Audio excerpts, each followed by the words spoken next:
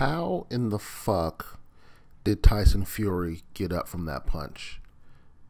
I have no idea. I don't think I've ever seen anything like that before, but he must have summoned the will of the gypsies from his homeland and they were able to give him the strength to get up. That was absolutely crazy. But that knockdown aside, I did have the fight 115-111 for Tyson Fury. I only had Wilder winning the 2 rounds in which he knocked down Fury, and then one other round. It might have been the 3rd round. But that's how I arrived at the 115-111 scorecard for Fury. So I thought Fury won the fight, and it was kind of clear. I try to think about or think in my head, how could someone reasonably score the card for Deontay Wilder? And I guess you can reasonably arrive at that score if you basically give Wilder every single break there is. It's very difficult to score the fight in his favor, but it is possible if you think about it. If you take a look at the rounds, the early rounds where not a lot went down, maybe you were scoring for Wilder based on the fact that he was moving forward and he was the one making the fight. So it is possible, but I thought Tyson Fury swept the first few rounds, at least with his jab and his ring generalship, his lateral movement. He kept Wilder kind of guessing at angles. So I did score the fight for Fury. Didn't think it was a robbery or anything like that. A couple things about this fight. Deontay Wilder is shockingly underdeveloped for someone at his level.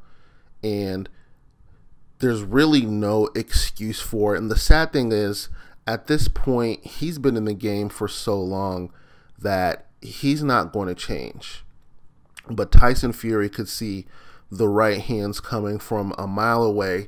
He ducked him all night long. I mean, the only ones he didn't duck were the ones that knocked him down.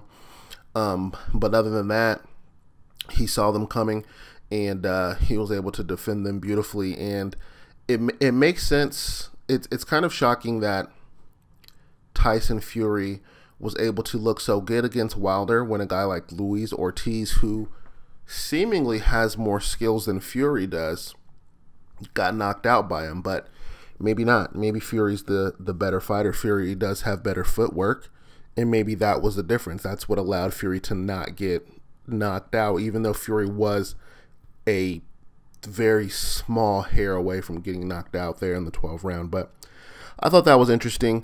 Back to Wilder, he is very underdeveloped. There's almost no excuse for it at this point. He has no wrinkles to his game. He's a one-trick pony, and up until this point, that one trick has been really, really good. But Fury knows the trick. He knows how to defend it, and that was the difference in this fight. So in the rematch, I'm going to lean towards Wilder because, despite everything that I just said, but I'm going to lean toward Wilder because Fury, like I said, Fury was very close to getting knocked out, and I think he fought about as perfectly as he could have. We saw Wilder make a ton of mistakes, but that right hand is a great equalizer, and he can make mistakes all night long. If he lands the right hand, he's back in the fight, and that's what happened tonight. He landed 2 big right hands. They got him a couple knockdowns, and that's what allowed him to earn the draw. So I'll lean toward Wilder. I don't think Fury can fight that well again. If he does, that would be amazing. What's next? So obviously the rematch is next. Oh, so I wanted to talk about Anthony Joshua for a second and where that leaves him. It leaves him in a tough spot because no one is really thinking about him at this point. The idea was that the winner of this fight would face Anthony Joshua in a super fight. Like, this was a super fight, and then the Joshua winner of this fight would be a super fight, and now that's not happening. This was such a good fight that the fans and everyone just wants to see it again, right? So that kind of leaves Joshua in a tough spot. He's probably going to have to just take a stay busy fight over there in England and hope he escapes that fight with a W. So he's kind of on the back burner. I expect him to cool off a little bit because he's not going to be in a marquee heavyweight fight until these guys settle their score. Now, if they do not do the rematch immediately, I do see Joshua fighting Fury. I do think Joshua's a bit weary to fight Wilder. I don't know if Fury wants to fight overseas immediately again.